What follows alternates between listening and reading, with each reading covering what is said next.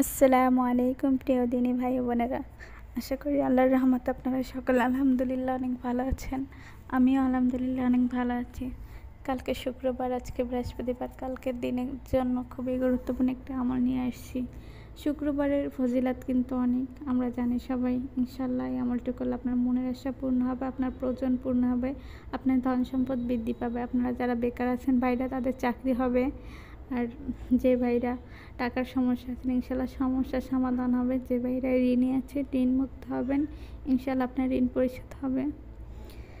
যারা অভাবে আছেন তাদের অভাব পূর্ণ হবে। এই আমলটি খুবই কার্যকরী আমল, তাই আপনাদের জন্য নিয়ে আসলাম। অবশ্যই আপনারা গুরুত্ব সহকারে শেষ পর্যন্ত ভিডিওটা দেখবেন। শেষ পর্যন্ত যদি আপনি না দেখেন ইনশাল্লাহ, তাহলে আপনি বুঝবেন না। এর জন্য আপনাকে ভিডিও শেষ পর্যন্ত দেখতে হবে। অনেকে শেষ পর্যন্ত ভিডিও না দেখে শেষ পর্যন্ত না শুনে বলেন আমল কই কই লেখা এসব বলেন। তাই আপনাদের বলবো শেষ পর্যন্ত আপনারা ভিডিওটা দেখবেন। এখন আপনাদের বলি, শুক্রবার একটা হয়েছে হজের সমতুল্য। আর এই দিনে যত দোয়া করবেন ততই আপনার বেশি সওয়াব হবে। তাই আপনারা এই দিনে বেশি বেশি দোয়া করা আমাদের জন্য উচিত, মুসলিমদের জন্য, তা সবাই জানেন। আর শুক্রবার আসর থেকে মাগরিব পর্যন্ত এই সময়টা দোয়া কবুলের সময়। আর আমরা অনেকেই জানি না, হয়তো আজানের সময় দোয়া করলে অনেক দোয়া কবুল হয়। তাই আপনারা আজানের সময় বেশি বেশি দোয়া করবেন, ইনশাল্লাহ আল্লাহর কাছে তখনই বেশি বেশি চাইবেন, ইনশাল্লাহ আপনাদের দোয়া কবুল হবে। আমল এমন একটা জিনিস যার উপরে বিশ্বাস রাখতে হবে। আমরা তার আমল বানিয়ে দেই না, এগুলো কুরআন হাদিসের আমল। তাই আপনারা এগুলো ফলো করবেন, ইনশাল্লাহ আপনাদের মনের আশা পূর্ণ হবে। আপনাদের মনে যত আশা সব খুলে বলবেন, ইনশাল্লাহ সব পূর্ণ হবে। এখন আপনাদের আমল সম্পর্কে বলবো, তার আগে বলে নেই, অবশ্যই আপনারা ধৈর্য এবং বিশ্বাস নিয়ে কাজ করবেন। যে এক সপ্তাহে কাজ হবে এমন না, পরের সপ্তাহে হতে পারে, বা একদিনও হতে পারে, 1 ঘন্টা হতে পারে। আল্লাহ তাআলা কখন কার প্রয়োজন পূর্ণ করে, কখন কাকে ধনী থেকে গরিব বানায়, গরিব থেকে ধনী বানায়। দেখবেন অনেকে গ্রামে আছে, খুব গরিব ছিল, হঠাৎ করে আল্লাহ তাআলা তাকে ধনী বানিয়ে দিয়েছেন, তাকে দান দিয়ে দিয়েছেন। এই জন্য আল্লাহর কাছে আমরা চাওয়ার মতন চাইতে হবে। আল্লাহ বলছেন, তো আমাদের চাওয়ার মতন আমার কাছে চাও, ইনশাল্লাহ পেয়ে যাবে। তাই আমরা এই দোয়াটির মাধ্যমে আমরা বেশি বেশি চাবো, তাহলে ইনশাল্লাহ পাবো। আর দোয়াগুলো সম্পর্কে আপনাদের আমি যেভাবে বলবো ঠিক ওইভাবেই কাজ করবেন, ইনশাল্লাহ, তাইলে দেখবেন আপনাদের দোয়া কবুল হবে। এখন এই দোয়াটি আপনারা 3টে শুক্রবার নিয়ে করবেন। আমলটা যে 1 শুক্রবার করলে হবে এমন না। তাই আপনাকে 3টা শুক্রবার 5 ওয়াক্ত নামাজ পড়তে হবে, প্রথম শর্ত এটা।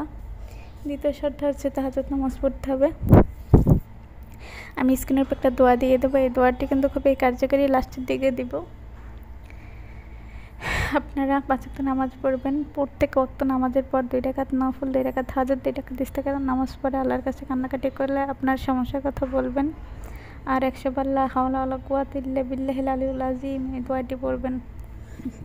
আর উঠতে বসতে হাঁটতে বেশি বেশি দুরূদ পড়বেন, বেশি বেশি আস্তাগফিরুল্লাহ পড়বেন। এই আস্তাগফিরুল্লাহর দুরূদের ফজিলত কিন্তু অনেক, তাই আপনারা এগুলো অনেক বেশি বেশি পড়বেন। দোয়া কবুলের মূল শর্তই হয়েছে আস্তাগফিরুল্লাহ আর হয়েছে দোয়া।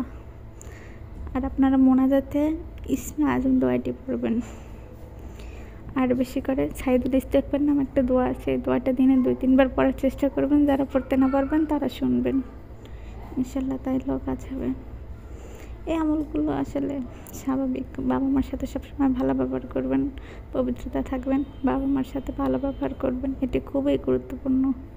কারণ মা বাবার সাথে, আল্লাহর পর আমাদের কাছে মা বাবা, তারাই আমাদের দুনিয়ায় আছে, তাদের সাথে সবসময় ভালো ব্যবহার করতে হবে। সবার সাথে ভালো ব্যবহার করব।